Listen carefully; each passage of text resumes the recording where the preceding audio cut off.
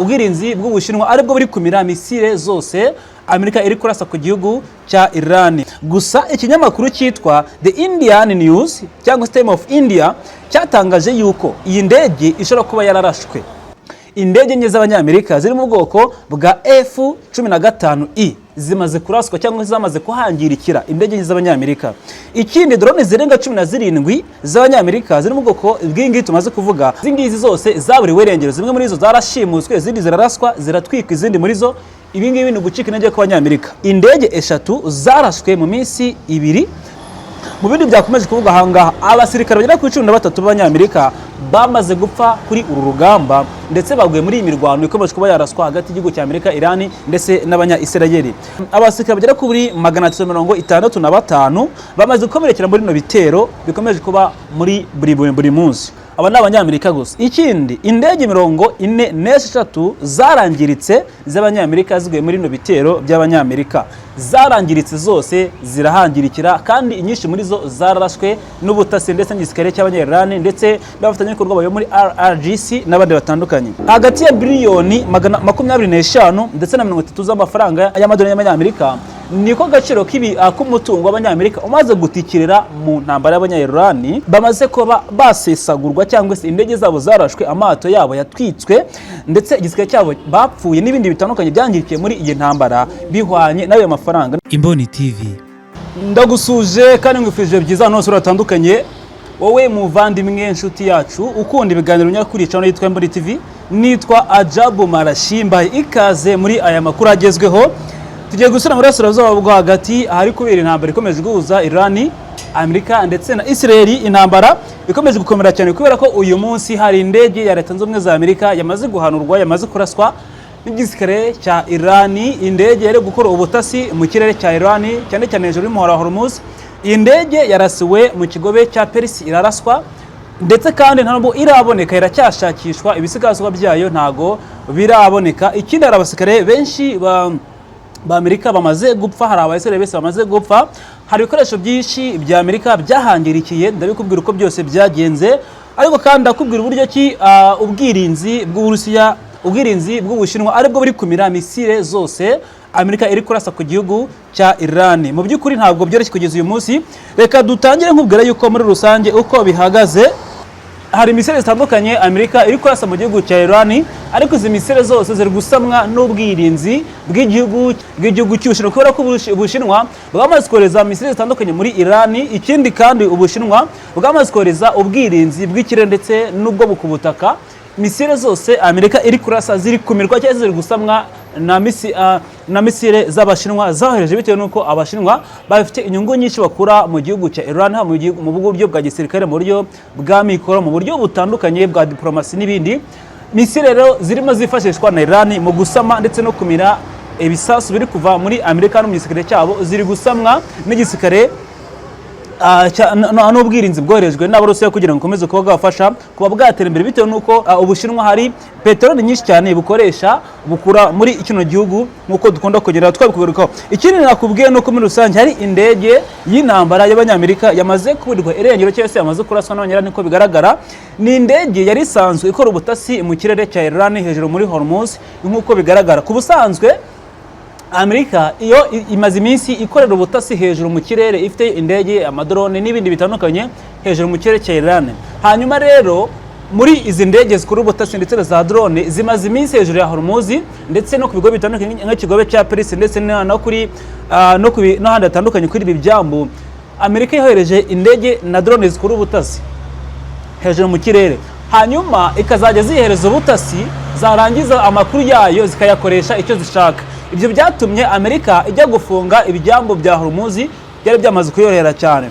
Rero uko byari byagenze, iyo indege imwe muri izo rero niyo yarashwe. Uko byagenze rero, iyi ndege ni indege ya Amerika ya gisirikare, ariko ni indege ya drone yitwa MQ-4C Triation. Iyi ndege yabuze mu buryo butunguranye cyane, kuko ntago besho biteze ko yaburiye hejuru y'umuhora Hormuz cyangwa Strait of Hormuz.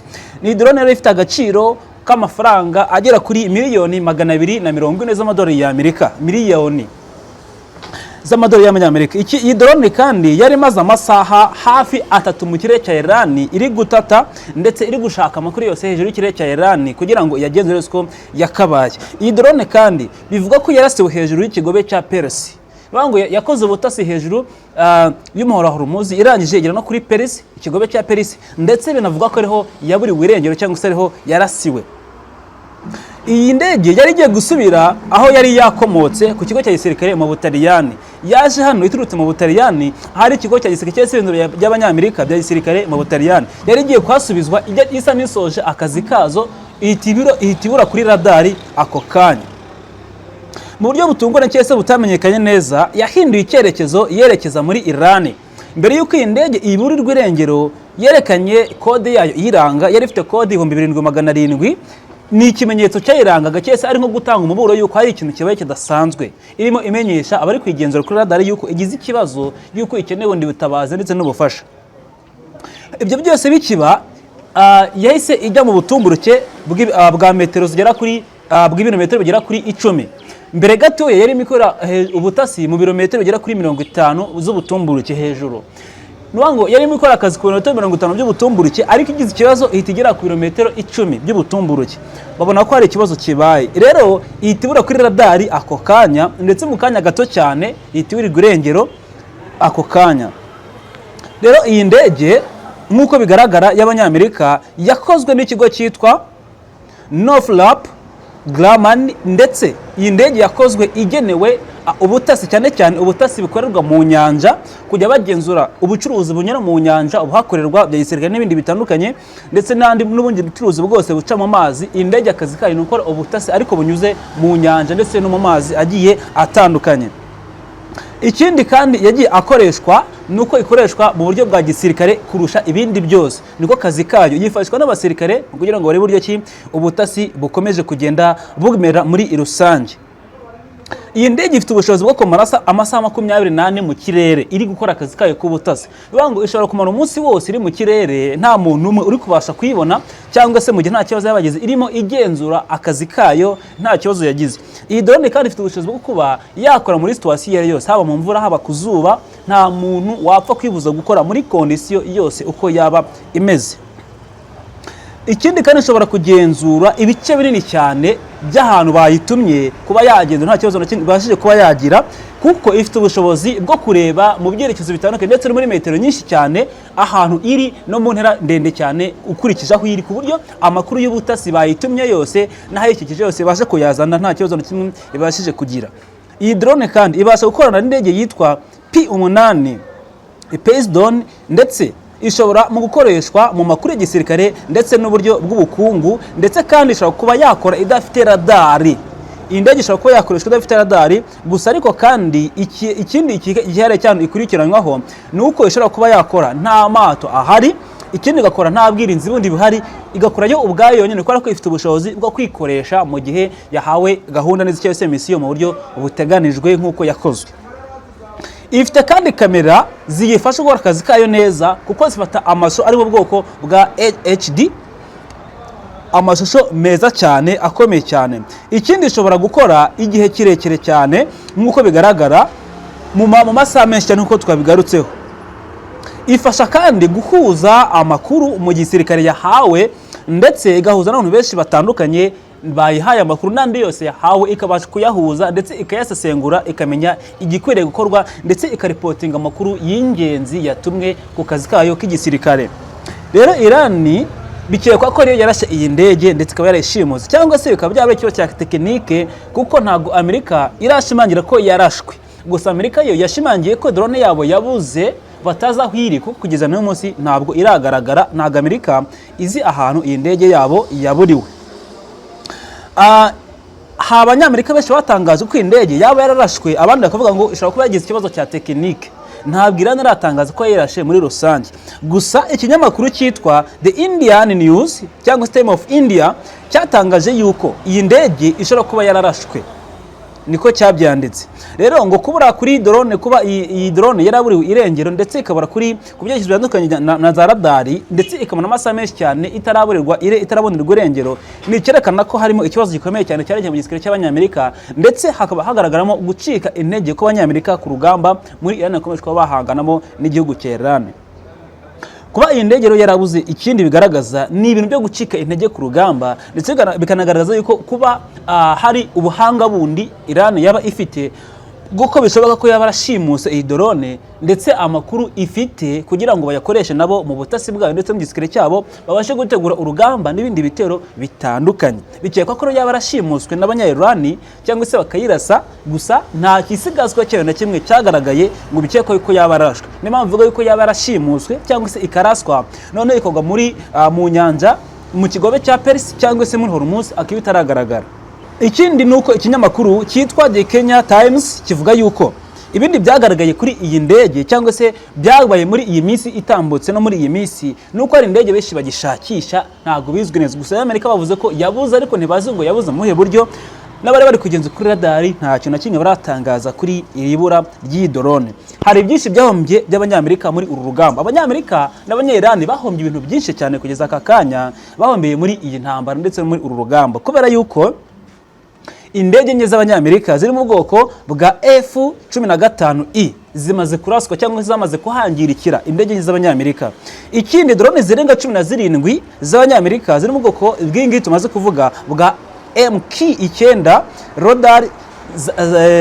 Roda, izi ngizi zose zaburiwe irengero. Zimwe muri zo zarashimuswe, izindi ziraraswa, ziratwika izindi muri zo. Ibi ngibi ni gucika intege kw'abanyamerika. Ibindi abanyamerika batakaje, bamaze gutakaza roketi mu bwoko bwa KC-135. Izi ngizi zararashwe n'abanya-Iran. Amerika kandi imaze gutakaza indege iri mu bwoko bwa Roda E-3 C3. Iyi nayo yamaze kuba yaraswa n'abanyamerika. Amerika kandi imaze gutakaza indi ndege iri mu bwoko bwa F-35A. Iyi ngiyi nayo yarashwe bwa mbere ku ikubitiro iyi ntambara isa naho igitangira.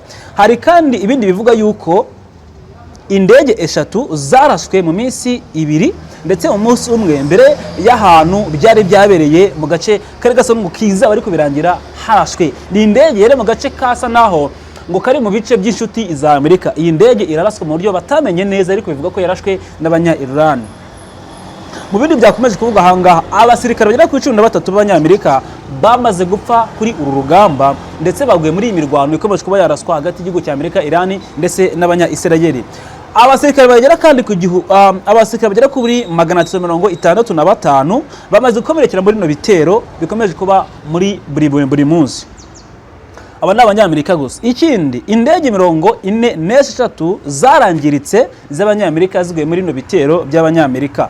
Zarangiritse zose zirahangirikira, kandi inyinshi muri zo zararashwe n'ubutasi ndetse n'igisirikare cy'abanya-Iran ndetse n'abafatanyabikorwa bayo muri RGC n'abandi batandukanye. Kugeza uyu munsi bivuga yuko ibikoresho bingana cyangwa se birengeje miliyari imwe y'amadolari y'Amerika ndetse n'ibice 45 ariyo bamaze guhomba abanyamerika kuri uru rugamba, cyane cyane amafaranga yanyuzwe mu gisirikare, ibikoresho by'indege byashowemo bimaze kuhangirikira.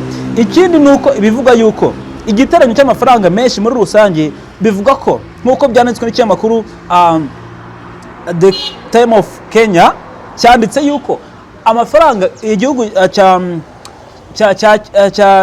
Zunze Ubumwe za Amerika kimaze guhomba muri iyi ntambara arabashe mu gisirikare, arawe baguze intwaro zangiritse, izarashwe, drone n'ibindi byatakajwe, ibyangiritse gusa batabaze kubyo afite kano kanya bihwanye ngo n'amafaranga agera kuri biliyoni 25 ndetse na 30 biliyoni.